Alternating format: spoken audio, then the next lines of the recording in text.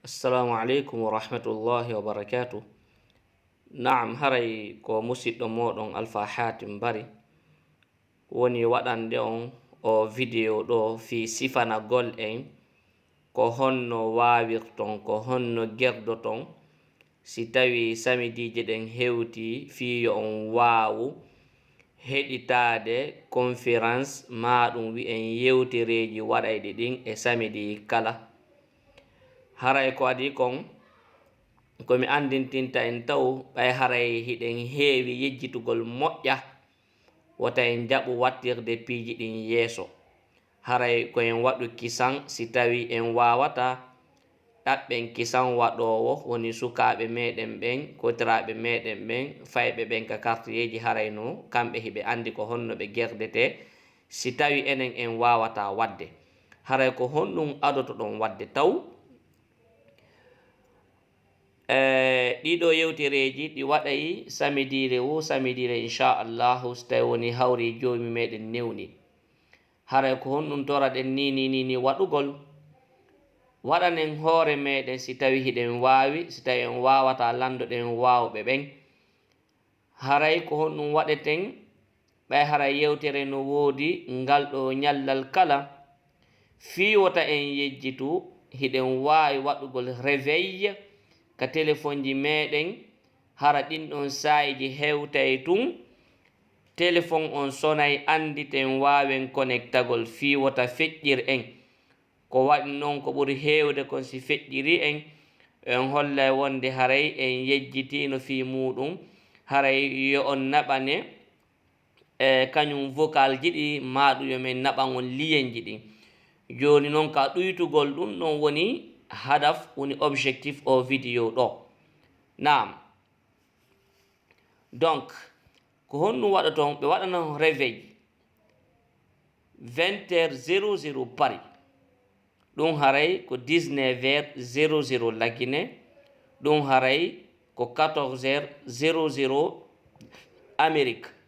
Ko ɗin ɗon sayiji yewtereji ɗin waɗete e samedire kala.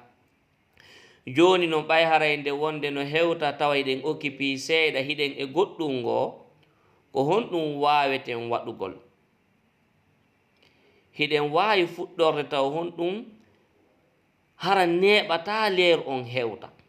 On andi ko 20h00 inuɗen leer pari on waɗen wona 19h50 réveil ka téléphone ji meɗen. Hara on say ɗon hewte tun téléphone on sona si tawi ko defugol jokkunoɗen, si tawi ko lotugol fayɓe jokkunoɗen, hara kala ko jokkuɗen on say ɗon nder o 10 minutes ɗon on accitay ɗum ɗon tinna wawen joɗagol heɓilo ɗen fi en wawu tawede ka yewtere wawen famul ko wona e yewtede kon. Hara hiɗen prépari fi muɗum.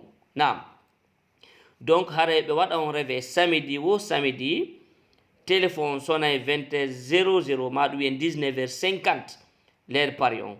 Hara neɓata bi maana fuɗɗon heddi wona minitaji sappo ɗo e fuɗɗagol. Hara on waway connectade law wawon heɓilagol sabbo ɗon ko waɗi noon wonde haray place ɗiɗin on aray naton ron kon heɓude feere natugol fi honɗum haray place ɗiɗin haaɗi.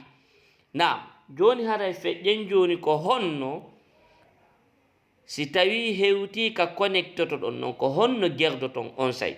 Si téléphone on soni andintini on woni sabu yo on anditu leer ka waɗata ɗon, haray ko honɗum duwa ɗon waddi gila on say ɗon.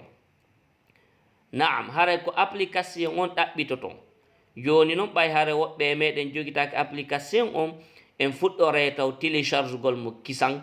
Haray télécharge gol ngol ko honɗum ko ka nder téléphone moɗon ɗaɓɓitoton, waɗon ni ɗaɓɓiton ha hawron o application o couleur ɗo. O yi couleur makko on o windi honɗum Play Store. Donc ñoƴƴon hoore ɗo, miɗo ñoƴƴude ndaare moƴƴa. Mi ñoƴƴi hino udditade. Donc haray winɗon ɗo inde application mo faala ɗon télécharge ɗon o yi ɗo ka windi recherche des applications ɗo. Ñoƴƴon hoore ɗon, so ñoƴƴi tun on waway windude ɗum yaltay ko holli wonde haray ɗon wawi windude ɗibbon ɗo Z on ɗo, ɗibbon O, ɗibbon O kadi ɗibbon M, bi maana Z hino ɗo no windirte zoom zoom. Naam, haray ñoƴƴon ka hoore zoom ɗo ɗo wawi ñoƴƴude ɗo, hiɗo wawi ñoƴƴude ɗo. ɗo ma ƴetton aranon ɗo ñoƴƴon hoore ɗo miɗo ñoƴƴude ni. Voilà, hino udditade. So tawi udditike haray hino ko yaltanta on kon application yi none makko no kon wayi non, o yi couleur makko no wayi. Voilà, donc on hiya sifa ɗum ɗo ka téléphone moɗon, kono sera ɗo haray ko yiton kon ɗo no lutodir e min komi woni on hollude kon ɗo. Onon haray no windi téléchargé, fi honɗum no windi téléchargé ɓayi haray on jogitaki ɗum ka téléphone moɗon. Si tawi no ka nder téléphone moɗon haray ko ni yaltirta sifa ko yalti kon ka téléphone an ɗo ouvrir. Ok, joni so tawi ko téléchargé windi ñoƴƴon téléchargé on sabbo ɗon haalanna télécharge si tawi en wawata wadde jonnen fayɓe meɗen ɓen ko waɗi noon no fanɗi suka mo tawata o heɗoto audio ɗo o ronka wawde waɗangolon ko komi woni hollude ɗo. Donc feƴƴen o application on installé mo so tawi on installé mo haray ko en jindu kadi feƴƴinen ɗaɓɓiten application mi installe ɗen on. Application haray ko honno o wayi, mi windana en ɗo ko ni o wayi. ɗaɓɓita ɗum ɗo ka téléphone moɗon, ɗaɓɓita ɗum ɗo ka téléphone moɗon, ñoƴƴa hoore makko. Si on ñoƴƴi eno ko yaltata ko muñe. Si ɗum ɗo yalti haray ko honɗum wattoton yeeso ɗo.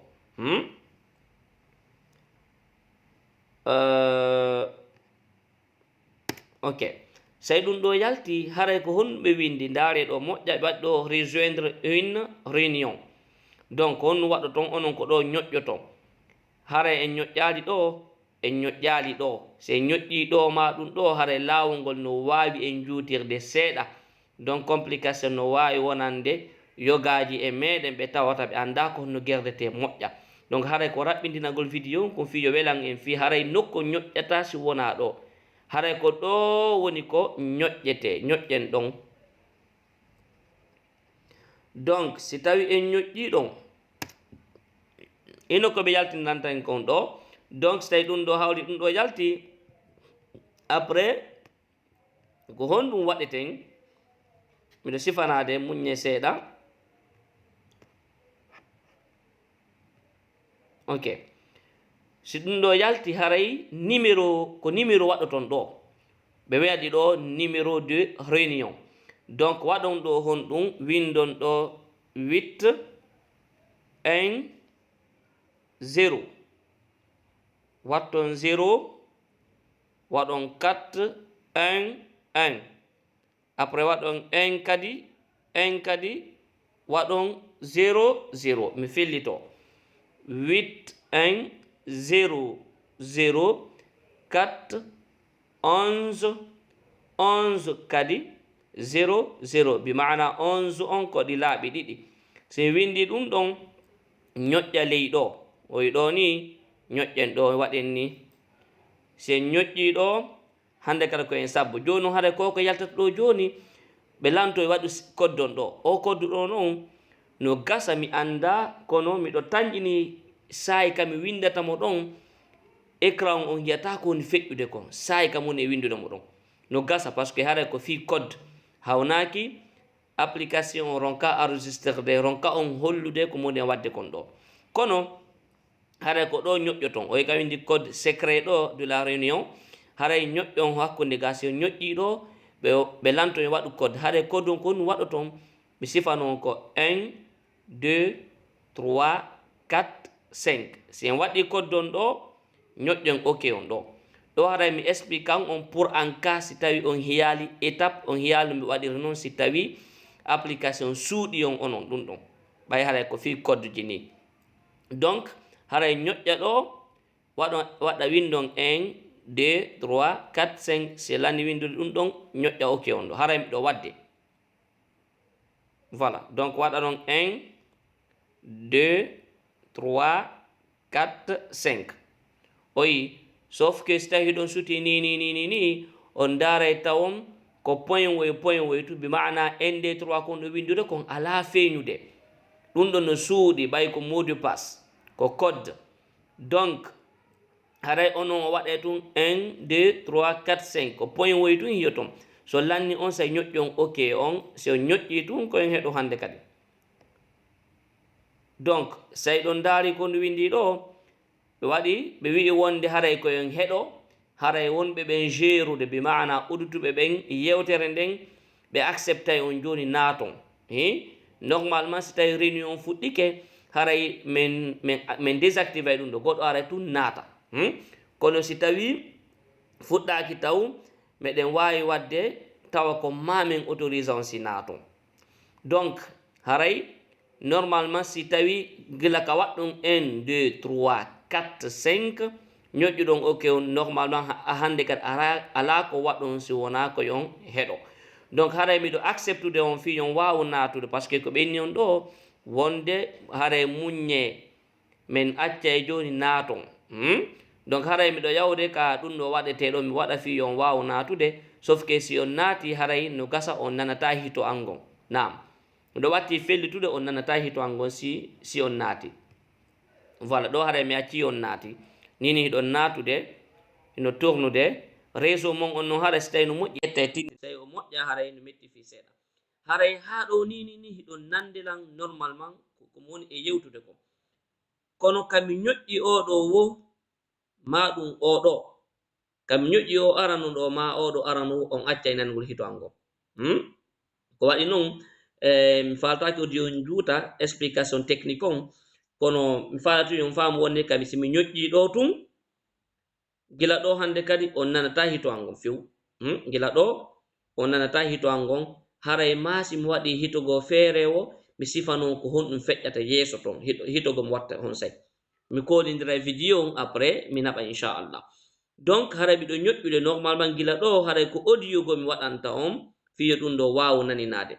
Donc si hewti ɗo mi sifanon ɗo tinna taw haray si on daari hino kaskuno ɗo o yi fayɓe ɓen ko waɗata kon ka noppi muɗum e sukaɓe ɓen honno hay mawɓe ɓen joni waɗay ɗum o yi ɗo micro on yani waɗa ka noru ɗo ɗum ɗo kadi ka noru nduya kadi.